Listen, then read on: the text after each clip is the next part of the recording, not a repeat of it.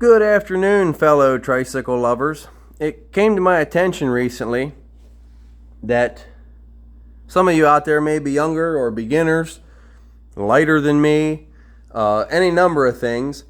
And I just wanted to address some things. This isn't really another one of my tricycle tips. I was trying to do something with that, but I ran out of them because I'm just not that creative. But I would like to demonstrate a few things and try to understand what I'm seeing, and maybe somebody can offer me some tips as to why I'm seeing it. But I want to show this air-cooled bottom end here in the bottom of your screen. And I'm going to be using the three-wheeler in the background, so I'll have to adjust for that. But it's a little different this video because I'm going to be in front of the camera instead of behind it. But I want to demonstrate this here is your cylinder. Your piston moves up and down inside the cylinder. Oops, losing my setup here. That's no bueno. Okay, so when the piston goes up, it makes a vacancy in the crankcase, and then the fuel air mixture goes in the port here. When the piston comes back down, it occupies the vacancy in the crankcase, and it sends the fuel air mixture through the transfer ports and on top of the piston, which is difficult to see in this poor lighting, but there's ports here. Those are the exhaust, the intake ports on the back side. The transfers are on the adjoining sides. But I don't want to get too much into the theory of a two-stroke. If I could get my setup to stay put here, we're a low-budget operation around here. But what I'm mainly saying is when you're kickstarting one of these, I see a lot of people kicking them slow. And I don't know if they're searching for compression or what they're trying to do. But if you look here, you can see your connecting rod's top dead center. And when you kick it, you got 1, 2 full revolutions of the crank. If you really kick it, you can get like 5. So when you see these guys on these machines, and they're, for whatever reason, I don't understand.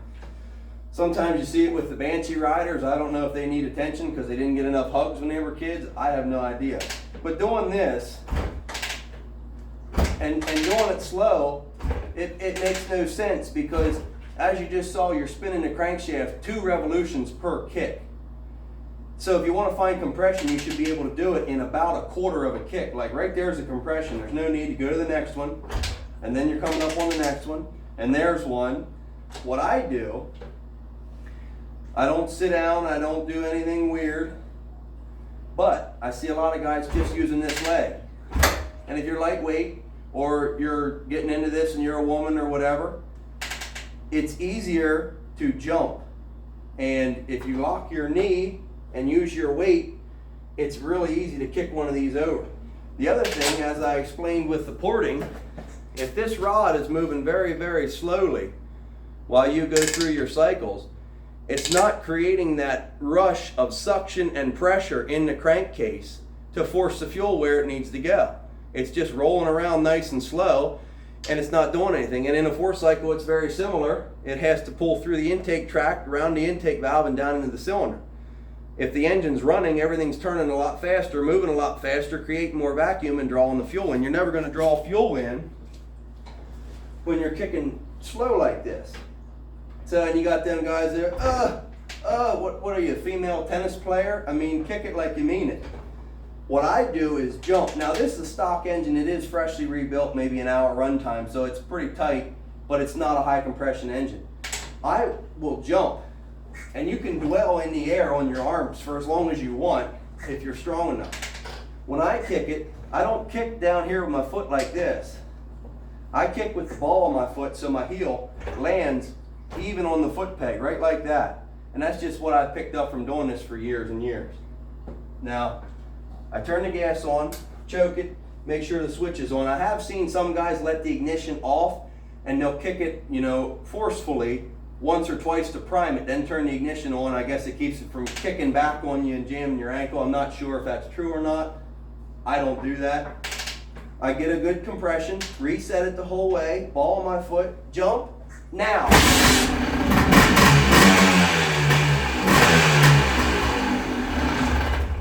fire up every time. Now this one I had running 3 days ago. Let me see if the other R is in the frame. Yeah, it's close enough. We'll try the 86. It's probably been a month. I didn't start these up 10 minutes ago there. The pipe's ice cold. I'm hanging on to it. We'll see how many this takes. Now this is also a stock engine.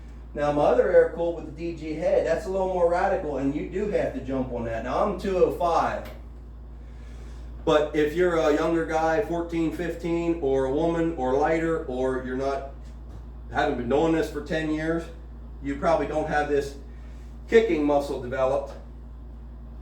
Now, my pushing muscles ain't quite as strong as some people we know, but them guys that push, they're tough birds, I'll tell you that.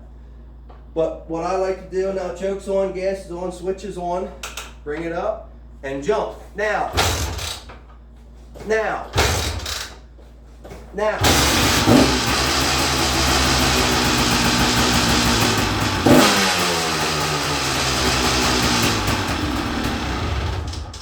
Now there's nothing going to stop you when you have all that inertia coming down. You're basically stiff legging it, because when you go up you straighten your knee and lock your leg, and when you come down you give it all of this muscle,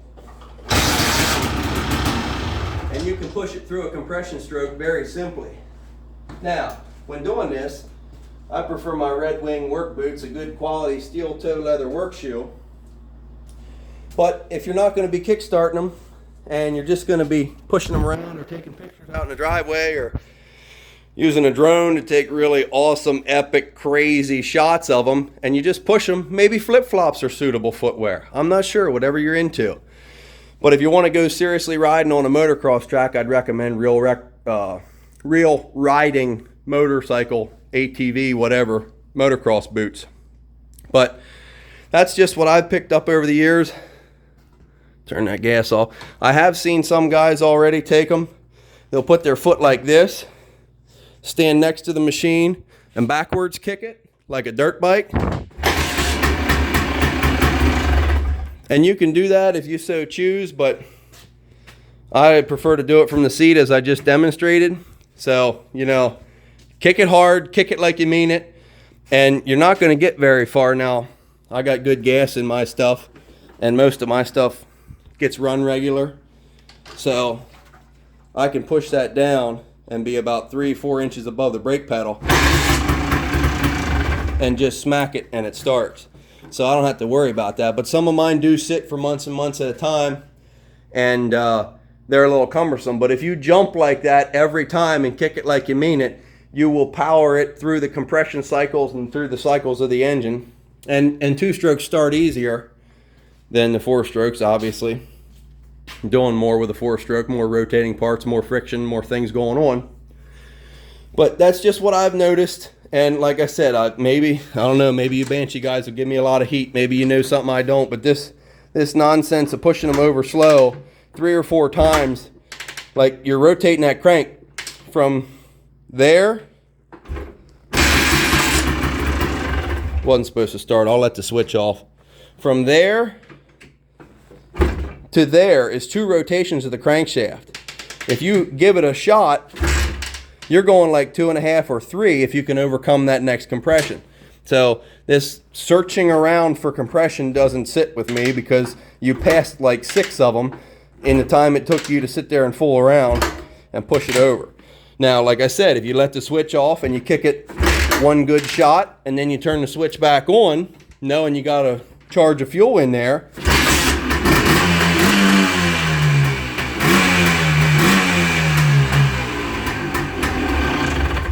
you can do that. I've seen guys do that with antique motorcycles too, a lot. I watch a lot of this of Wheels Through Time with Mr. Matt Waxler. Excellent gearhead motorcyclist, and he does that. He will leave the ignition switch off and give them 2 or 3 prime kicks, turn the switch on, and bang, they're running. And then he goes and does burnouts inside their museum. It's pretty cool stuff. You ought to check that out. But back to my kickstarting demo here. That's how I operate. And here I'll get a little bit closer up of I don't have my other hand to hold the connecting rod. We'll bring her around the top dead center or close to it. Now there's 1 stroke of the kicker.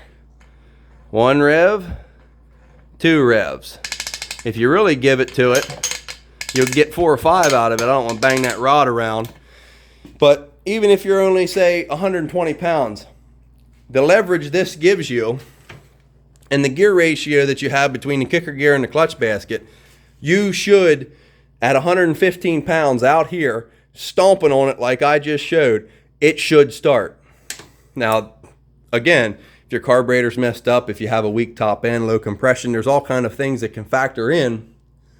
But if it's a good running bike, fresh motor, ready to ride, that's how you should be starting it. If you start it like you're afraid, there could be a chance where you get a good thump and it kicks back and comes back and it'll jam your ankle. I've had that happen with some 200Xs and 350Xs, even the pull start models, the big reds with a ripcord. I've had them yank me back towards the tank and almost bust my face. So hope this helps. Hope this teaches a little bit. And I hope the Banshee guys ain't too upset. And Preston's a trooper, so I know he'll get a chuckle out of the flip-flop line. We'll catch you next time. Thanks a lot.